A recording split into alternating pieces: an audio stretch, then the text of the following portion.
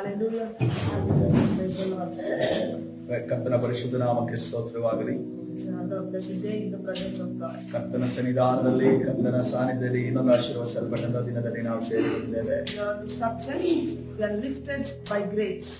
ನಾವು ಕೃಪೆಯಿಂದ ಮೇಲಕ್ಕೆ ತರಲ್ಪಟ್ಟಿದ್ದೇವೆ ಅನ್ನುವಂತ ಒಂದು ವಿಷಯದಲ್ಲಿ ಧ್ಯಾನ ಮಾಡ್ತಾ ಇದ್ದೇವೆ. God says that divine elevation is going to come in your life. ದೇವರು ಈ ರೀತಿ ಹೇಳ್ತಾನೆ, ಒಂದು ದೈವಿಕವಾದ ಉನ್ನತಿ ನಿಮ್ಮ ಜೀವಿತದಲ್ಲಿ ಬರಲಿಕ್ಕಿದೆ ಅನ್ನೋದನ್ನ ಕರ್ತನ ಹೇಳ್ತಾನೆ. You don't even expect, but God is going to do it in your life. ನೀವು ಅದನ್ನ ನೆನೆಸಿಕೊಳ್ಳಲು ಸಾಧ್ಯವಿಲ್ಲ, ಆ ರೀತಿ ದೇವರು ನಿಮ್ಮನ್ನ ಮೇಲಕ್ಕೆತ್ತಲಾತನಾಗಿದ್ದಾನೆ. First Samuel chapter 2 verse number 8 says, ಮೊದಲನೇ ಸಮುವೇಲ 2ನೇ ಅಧ್ಯಾಯ 8ನೇ ವಚನ ಈ ರೀತಿಯಲ್ಲಿ ಹೇಳುತ್ತದೆ, He lifts the poor from the dust and the needy from the garbage dump.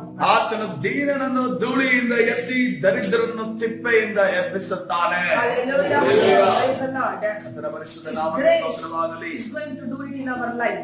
ಆತನ ಕೃಪೆ ಈ ಕಾರ್ಯವನ್ನ ನಮ್ಮ ಜೀವಿತದಲ್ಲಿ ಮಾಡುವಂತದ್ದಾಗಿದೆ.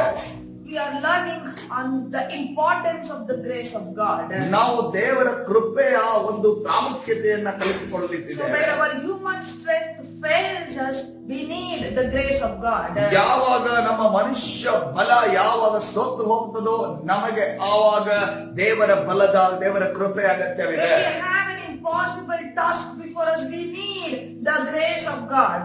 ನಾವು ಯಾವಾಗ ಅಸಾಧ್ಯವಾದ ಕಾರ್ಯಗಳನ್ನ ಎದುರಿಸುತ್ತೇವೋ ಆವಾಗ ದೇವರ ಕೃಪೆ ನಮಗೆ ಅಗತ್ಯವಿದೆ. So number 3. ಮೂರನೇದಾಗಿ, So when all hope is lost, ಎಲ್ಲ ನಿರೀಕ್ಷೆಯು ನಾವು ಕಳೆದುಕೊಂಡಾಗ we need the grace of God. ನಮಗೆ ದೇವರ ಕೃಪೆ ಅಗತ್ಯವಿದೆ. Since all doors are closed, ಎಲ್ಲ ಬಾಗಿಲುಗಳು ಮುಚ್ಚಲ್ಪಟ್ಟಾಗ, there is no hope.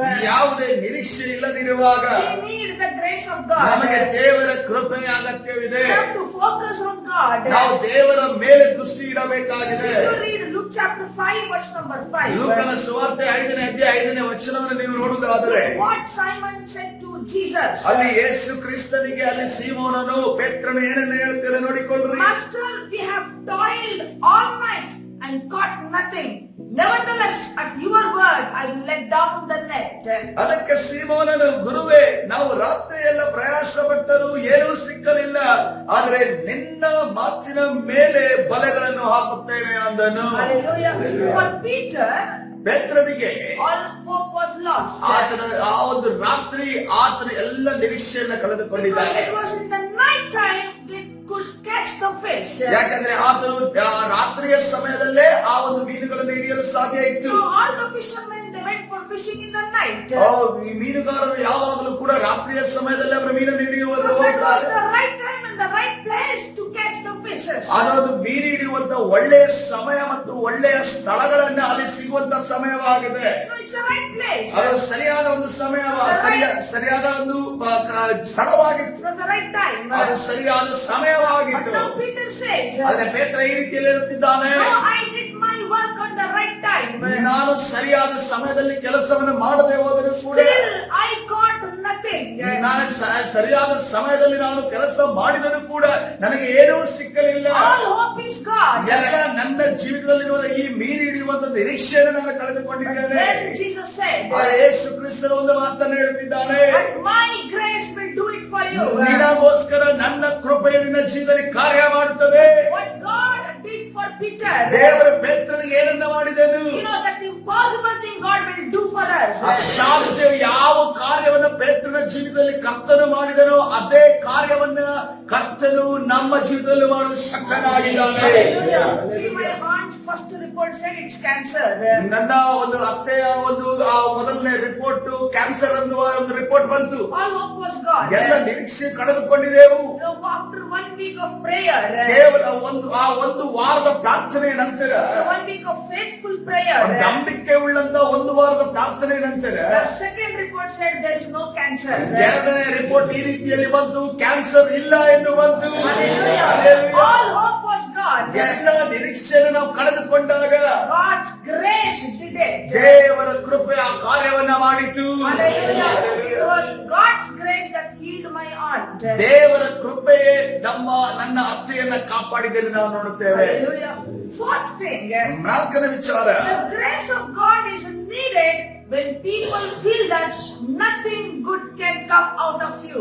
ನಮ್ಮಿಂದ ಯಾವುದೇ ಒಳ್ಳೆ ಕಾರ್ಯಗಳು ಹೊರಗಡೆ ಬರುವುದಕ್ಕೆ ಸಾಧ್ಯವಿಲ್ಲ ಅನ್ನೋದನ್ನ ಜನರು ತಿಳಿದುಕೊಳ್ಳುವಾಗ ನಮಗೆ ದೇವರ ಕೃಪೆ ಅಗತ್ಯವಿದೆ. Hallelujah. Hallelujah. Have you seen sometimes people might call you, he's a useless fellow. ಕೆಲವು ಬಾರಿ ನಿಮ್ಮನ್ನ ಈ ರೀತಿಯಲ್ಲಿ ಕರೆಯುವುದನ್ನು ನೀವು ಗಮನಿಸಿದರೆ ನೀವು ಯಾವುದೇ ಉಪಯೋಗಕ್ಕೆ ಬಾರದವರು ಅನ್ನುತ್ತಾರೆ. You know, some people call you, he is or she is a worthless people. ಯಾವುದೇ ಬೆಲೆಗೆ ನೀನು ಇರುವುದನ್ನು ನೀನು ಬೆಲೆ ಉಳ್ಳವನಾಗಿಲ್ಲ ಅನ್ನೋದನ್ನ ನಿಮ್ಮನ್ನ ಕರೆಯುವುದನ್ನು ನೀವು ಗಮನಿಸಿದ್ದೀರಾ? Such kinds, God says, my grace will do it for you. ಅಂತ ವ್ಯಕ್ತಿಗಳಿಗೆ ದೇವರು ಈ ರೀತಿಯಲ್ಲಿ ಇರುತ್ತದೆ, ನನ್ನ ಕೃಪೆ ನಿನ್ನ ಜೀವಿತದಲ್ಲಿ ಕಾರ್ಯ ಮಾಡುತ್ತದೆ. Hallelujah. Hallelujah. You know about Nathaniel, ನಿಮಗೆ ನತಾನಿಯೇಲನ ಬಗ್ಗೆ ಗೊತ್ತಿದೆ. one of the disciples of Jesus. ಆತನು ಯೇಸು ಕ್ರಿಸ್ತನ 12 ಶಿಷ್ಯರಲ್ಲಿ ಒಬ್ಬನಾಗಿದ್ದನು. You know, Philip said to Nathaniel, ಆ ಫಿಲಿಪ್ಪನು ನತಾನಿಯೇಲನಿಗೆ ಈ ರೀತಿಯಲ್ಲಿ see, we ಹೇಳುತ್ತಾನೆ, have found the Messiah.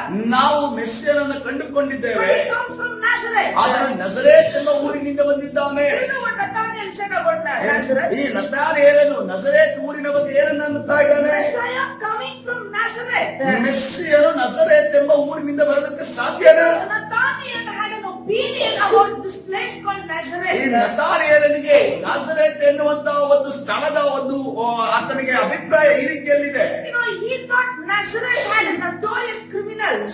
ನಜರೇತಿನಲ್ಲಿ ಬಹಳ ಒಂದು ಅಪರಾಧಿಗಳು ಇರುವಂತ ಜಾಗ ಆಗಿದೆ.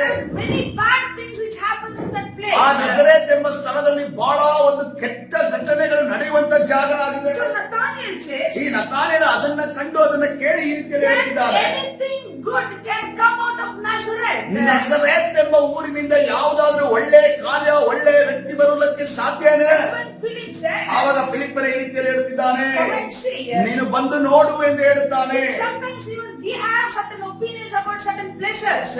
ಕೆಲವು ಬಾರಿ ನಮಗೂ ಕೂಡ ಕೆಲವು ಸ್ಥಳಗಳ ವಿಚಾರವಾಗಿ ಒಂದು ಕೆಟ್ಟ ಭಾವನೆ ಇರುತ್ತದೆ. Oh, this person is from Mumbai. ಈ ವ್ಯಕ್ತಿ ಒಂದು ಮುಂಬೈ ದೇಶದಿಂದ ಮುಂಬೈ ಪಟ್ಟಣದಿಂದ ಬಂದಿದ್ದಾನೆ. Oh, we have an opinion about such places. ಅಂತ ವಿಚಾರವಾಗಿ ಒಂದು ಅಭಿಪ್ರಾಯ ನಮ್ಮ ಮನಸ್ಸಿನಲ್ಲಿ ಇರುತ್ತದೆ. You know, this business of person is from so and so place. ಈ ಒಂದು ಕೆಲವು ಸ್ಥಳದಿಂದ ಬಂದಿರುವಂತ ವ್ಯಕ್ತಿ ಇಂತನಾಗಿದ್ದಾನೆ ಎಂದು ಹೇಳುತ್ತೇವೆ. Oh, she is a village girl. ಆಕೆ ಒಂದು ಕೇವಲ ಒಂದು ಹಳ್ಳಿಯಿಂದ ಒಂದು ಬಂದಂತ ಸ್ತ್ರೀ ಆಗಿದ್ದಾಳೆ. Oh, we have an opinion. ನಮಗೊಂದು ಕೆಲವು ಜಾಗದ ಬಗ್ಗೆ ಕೆಲವರ ಬಗ್ಗೆ ಮನಸ್ಸಿನಲ್ಲಿ ಒಂದು ಕೆಟ್ಟ ಅಭಿಪ್ರಾಯ ಇರುತ್ತದೆ. That is when God says, ಆವಾಗಲೇ ದೇವರು ಈ ರೀತಿಯಲ್ಲಿ ಹೇಳುತ್ತಿದ್ದಾನೆ, my grace will help them. ನನ್ನ ಒಂದು ಕೃಪೆಯು ಅವರಿಗೆ ಸಹಾಯ ಮಾಡುವಂತದ್ದಾಗಿದೆ. No matter what is your background. ನಿಮ್ಮ ಒಂದು ಇರುವಂತಹ ಬ್ಯಾಕ್ ಗ್ರೌಂಡ್ ಏನೇ ಆಗಿರಬಹುದು, No matter from what place you have come from. ನೀವು ಯಾವ ಒಂದು ಸ್ಥಳದಿಂದ ಬಂದಿದ್ದೀರೋ ಅದು ಏನೇ ಆಗಿರಬಹುದು, No matter what was your father. ನಿಮ್ಮ ತಂದೆ ಏನೇ ಆಗಿರಬಹುದು, But God says, ಅದೇ ದೇವರು ಈ ರೀತಿಯಲ್ಲಿ ಹೇಳುತ್ತಿದ್ದಾನೆ, I will do it for you. ನಾನು ನಿಮಗೋಸ್ಕರ ಕಾರ್ಯಗಳನ್ನು ಮಾಡುವವನಾಗಿದ್ದೇನೆ. My grace will do it for you. ನನ್ನ ಕೃಪೆ ನಿಮಗೋಸ್ಕರ ಕಾರ್ಯವನ್ನು ಮಾಡುತ್ತದೆ. There is a man in the Bible. ಸತ್ಯವೇದದಲ್ಲಿ ಒಬ್ಬ ವ್ಯಕ್ತಿ ಇದ್ದಾನೆ, That is Gideon. ಅವನ ಹೆಸರು ಗಿದ್ಯೋನನೆಂದು. God called him as a leader. ದೇವರ ಆತನನ್ನು ನಾಯಕನನ್ನಾಗಿ God ಕರೆಯುತ್ತಾನೆ. made him a judge. ದೇವರ ಆತನನ್ನು ನ್ಯಾಯಸ್ಥಾಪಕನನ್ನಾಗಿ If you ಮಾಡಿದನು. look back to his tribe, his background, ಆತನ ಕುಲ ಮತ್ತು ಆತನ ಒಂದು ಹಿಂದೆ ಇರುವಂತಹ ಒಂದು ಬ್ಯಾಕ್ ಗ್ರೌಂಡ್ ಅನ್ನು ನೋಡುವುದಾದರೆ, you know, Gideon, he was from the weakest tribe called Manasseh. ಆ ಗಿದ್ಯೋನನು ಆತನ ಮನಸ್ಸೆ ಎಂಬ ಒಂದು ಬಹಳ ಬಲಹೀನ ಕುಲದಿಂದ ಆತನ ಬಂದವನಾಗಿದ್ದನು. You know, it was the weakest tribe. ಅದನ್ನು ಬಲಹೀನವಾದ ಒಂದು And ಕುಲವಾಗಿದೆ. it was the smallest tribe. ಅದೇ ರೀತಿ ಬಹಳ ಚಿಕ್ಕ ಕುಲವಾಗಿದೆ. And this tribe had a bad reputation. ಈ ಒಂದು ಕುಲಕ್ಕೆ ಈಗೊಂದು ಕುಲಕ್ಕೆ ಕೆಟ್ಟದಾದ ಒಂದು ಗೌರವ ಇದೆ ಎಂಬುದನ್ನು ನಾವು ನೋಡ್ತೇವೆ. What was the reason? ಇದಕ್ಕೆ ಕಾರಣ ಏನು? Because there was from this tribe some notorious boys, youth, young people. They were included in the rape and the murder of a Levite's concubine. ಈ ಒಂದು ಕುಲದಿಂದಲೇ ಬಂದಂತ ಒಂದು ಯವನಸ್ಥರು ಅವರು ಲೇವಿಯ ಕುಲದಾದ ಒಂದು ಒಬ್ಬನ ಉಪವರ್ತಿಯನ್ನ ಅತ್ಯಾಚಾರ ಮಾಡುವುದನ್ನು ನಾವು ಸತ್ಯವೇದದಲ್ಲಿ ಓದುತ್ತೇವೆ. And she died. ಆಕೆ ಸತ್ತು ಹೋದಳು. You know, this happened from this tribe. ಈ ಒಂದು ಕುಲದ ಜನರೇ ಈ ಒಂದು ಕೃತ್ಯವನ್ನು ಅತ್ಯಾಚಾರದ ಕೃತ್ಯವನ್ನು ಮಾಡಿದರೆ And there was one more thing. ಇನ್ನೊಂದು ವಿಚಾರ ಅಲ್ಲಿದೆ. And the elders of this tribe, ಈ ಒಂದು ಕುಲದ ಒಂದು ಹಿರಿಯರು ಯಾರಿದ್ದಾರೆ, they supported this rapist. ಈ ಅತ್ಯಾಚಾರ ಮಾಡಿದಂತ ವ್ಯಕ್ತಿಗಳಿಗೆ ಬೆಂಬಲವಾಗಿ ನಿಂತಾರೆ ಎಂದು ನಾವು From ನೋಡ್ತೇವೆ. such a tribe was this Gideon. ಇಂಥ ಒಂದು ಕುಲದಿಂದ ಬಂದ ಆತನು ಈ ಗಿದ್ಯೋನನಾಗಿದ್ದಾನೆ. There was nothing good from his family or from his tribe. ಆತನ ಕುಟುಂಬದಿಂದ ಆತನ ಕುಲದಿಂದ ಯಾವುದೇ ಒಳ್ಳೆ ಕಾರ್ಯಗಳು ನಡೆಯುತ್ತಿರಲಿಲ್ಲ ಅನ್ನೋದನ್ನು There was ಗಮನಿಸುತ್ತೇವೆ. nothing great from his life. ಆತನ ಜೀವನದಲ್ಲಿ ಯಾವುದೇ ಮಹೋನ್ನತವಾದ ಕಾರ್ಯ ನಡೆಯಲಿಲ್ಲ ಎಂದು ನೋಡುತ್ತೇವೆ. Look what Gideon said to God and what God said to Gideon. ಗಿದ್ಯೋನನು ದೇವರ ಬಳಿ ಏನನ್ನ ಹೇಳ್ತಿದ್ದಾರೆ, ದೇವರು ಅದಕ್ಕೆ ಪ್ರತ್ಯುತ್ತರವಾಗಿ ಏನನ್ನ ಹೇಳ್ತಿದ್ದಾರೆ ಅನ್ನೋದನ್ನು ನೋಡಿಕೊಳ್ಳೋಣ. Judges chapter 6 verse number 15 and 16. ನ್ಯಾಯಸ್ಥಾಪಕರ ಪುಸ್ತಕ 6ನೇ ಅಧ್ಯಾಯ 15ರಿಂದ 16 ವಚನಗಳು. Let's read the word. ಈ ಸಮಯದ ವಾಕ್ಯವನ್ನು ಓದಿಕೊಳ್ಳೋಣ. Judges chapter 6 verse number 15 and 16. ನ್ಯಾಯಸ್ಥಾಪಕರ ಪುಸ್ತಕ 6ನೇ ಅಧ್ಯಾಯ 15ರಿಂದ 16. So Gideon said to the angel of the Lord, "Oh my Lord, how can I save Israel? Indeed, my clan is the weakest in Manasseh, and I am the least in my father's house." ಆಗ ಗಿದ್ಯೋನನು ಆತನಿಗೆ, ಸ್ವಾಮಿ, ನಾನು ಇಸ್ರಾಯೇಲರನ್ನು ರಕ್ಷಿಸುವುದು ಹೇಗೆ? ಮನಸ್ಸೆ ಕುಲದಲ್ಲಿ ನನ್ನ ಮನೆಯು ಕನಿಷ್ಠವಾದದ್ದು ಮತ್ತು ನಾನು ನಮ್ಮ ಕುಟುಂಬದಲ್ಲಿ ಅಲ್ಪನು ಅನ್ನಲು. Verse number 16, and the Lord said to him, "Surely I will be with you, and you shall defeat the Midianites as one man." 16ನೇ ವಚನ, ಯೆಹೋವನು ಅವನಿಗೆ, ನಾನು ನಿನ್ನ ಸಂಗಡ ಇರುವುದರಿಂದ ನೀನು ಮಿದ್ಯಾನ್ಯರೆಲ್ಲರನ್ನು ಒಬ್ಬ ಮನುಷ್ಯರನ್ನೋ ಎಂಬಂತೆ ಸಂಹರಿಸಿ ಬಿಡುವಿ ಅಂದನು. Hallelujah. God wanted to choose a man. ದೇವರು ಯಾವಾಗ ಒಬ್ಬ ಮನುಷ್ಯನನ್ನು ಆರಿಸಿಕೊಳ್ಳುತ್ತಾನೋ, God chose from the weakest tribe. ದೇವರು ಯಾವಾಗ ಒಂದು ಬಲಹೀನವಾದ ಕುಲದಿಂದ ಆರಿಸಿಕೊಳ್ಳುತ್ತಾನೋ, God chose Gideon from the smallest ದೇವರು tribe. ಕನಿಷ್ಠವಾದ ಕುಲದಿಂದ ಕರ್ತನು ಆ ಗಿದ್ಯೋನನ್ನು ಆರಿಸಿಕೊಂಡನು. Hallelujah. Hallelujah. Similarly, God has chosen us. ಅದೇ ರೀತಿಯಲ್ಲಿ ದೇವರು ನಮ್ಮನ್ನು ಆರಿಸಿಕೊಂಡಿದ್ದಾನೆ. God has chosen you. ದೇವರು ನಿಮ್ಮನ್ನು God ಆರಿಸಿಕೊಂಡಿದ್ದಾನೆ. has chosen your children. ದೇವರು ನಿಮ್ಮ ಮಕ್ಕಳನ್ನು ಆರಿಸಿಕೊಂಡಿದ್ದಾನೆ. It's by the grace of God. ಇದು ದೇವರ ಕೃಪೆಯಿಂದ ನಮಗೆ ದೊರಕಿದ ಒಂದು ಕಾರ್ಯ ಆಗಿದೆ. So God says, ದೇವರು ಈ ರೀತಿಯಲ್ಲಿ ಹೇಳುತ್ತಿದ್ದಾರೆ, what man cannot do, ಯಾವ ಕಾರ್ಯವನ್ನು ಮನುಷ್ಯನು ಮಾಡಲು ಸಾಧ್ಯವಿಲ್ಲವೋ, what your father could not do, ಯಾವ ಕಾರ್ಯವನ್ನು ನಿಮ್ಮ ತಂದೆ ಮಾಡಲು ಸಾಧ್ಯವಿಲ್ವೋ, what your family could not do, ಯಾವ ಕಾರ್ಯವನ್ನು ನಿಮ್ಮ ಕುಟುಂಬ ಮಾಡಲು ಸಾಧ್ಯವಿಲ್ವೋ, my grace will do it. ದೇವರು ಹೇಳ್ತಿದ್ದಾರೆ, ನನ್ನ ಕೃಪೆ ಅದನ್ನು ಮಾಡುವಂತದಾಗಿದೆ. Hallelujah. What is grace? ಈ ಕೃಪೆ ಅಂದ್ರೆ ಏನು? God said to Gideon, I will be with you. ಕರ್ತನು ಹೇಳ್ತಿದ್ದಾನೆ, ದೇವರು ಹೇಳ್ತಿದ್ದಾರೆ, ನಾನು ನಿನ್ನ ಸಂಗಡ ಇರುತ್ತೇನೆ. Hallelujah. The most hopeless situations, ಆತನ ನಿಮ್ಮ ಒಂದು ನಿರೀಕ್ಷೆ ಇಲ್ಲದ ಪರಿಸ್ಥಿತಿಗಳಲ್ಲಿ God's grace is all sufficient for you. ದೇವರ ಕೃಪೆ ನಿಮಗೆ ಸಾಕಾಗಿದೆ. Hallelujah. Hallelujah. Praise the Lord.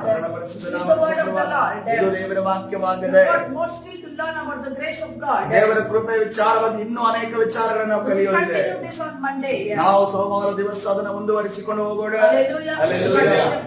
John chapter 1 verse number 46 and Judges chapter 6 verse number 15 and 16. ಯೋಹಾನನ ಸುವಾರ್ತೆ 1ನೇ ಅಧ್ಯಾಯ 46ನೇ ವಚನ, ಅದೇ ರೀತಿಯಲ್ಲಿ ನ್ಯಾಯಸ್ಥಾಪಕರ ಪುಸ್ತಕ 6ನೇ ಅಧ್ಯಾಯ 15, 16 ವಚನಗಳ ಪ್ರಕಾರವಾಗಿ ದೇವರು ನಿಮ್ಮೆಲ್ಲರನ್ನ ಆಶೀರ್ವದಿಸಲಿ. ಸನ್ನಿಧಾನದಲ್ಲಿ ಸಮಯದಲ್ಲಿ ನಮ್ಮನ್ನ ನಾವು ಕರ್ತನ ಕರಗಳಿಗೆ ಸಮರ್ಪಿಸೋಣ, ಪ್ರಾರ್ಥನೆ ಮಾಡಿಕೊಳ್ಳೋಣ. ಪರಿಶುದ್ಧನಾದ ದೇವರೇ, ನಿನ್ನ ನಾಮಕ್ಕೆ ಸ್ತೋತ್ರ ಯೇಸಪ್ಪ. ಈ ಬೆಳಗಿನ ಜಾವದಲ್ಲಿ ಕರ್ತನೆ ರಾಜ, ಯಾವಾಗ ಕರ್ತನೆ ನಮ್ಮ ಜೀವಿತದ ಎಲ್ಲವೂ ಬಾಗಿಲುಗಳು ಮುಚ್ಚಲ್ಪಟ್ಟವು, ನಿರೀಕ್ಷೆಯನ್ನ ಕಳೆದುಕೊಂಡವರಾಗಿ ಕರ್ತನೆ ನಾವು ಸ್ವಾಮಿ, ಯಾರು ನಮಗೆ ಸಹಾಯ ಮಾಡುತ್ತಾರೆ, ಯಾರು ನಮ್ಮನ್ನ ಸಂಧಿಸುತ್ತಾರೆ ಎನ್ನುವಂತ ಪರಿಸ್ಥಿತಿಯಲ್ಲಿರುವಾಗ ನಿನ್ನ ಕೃಪೆ ನಮ್ಮನ್ನ ಸಂಧಿಸುವುದಾಗಿದೆ. ಹಲ್ಲೆಲೂಯಾ.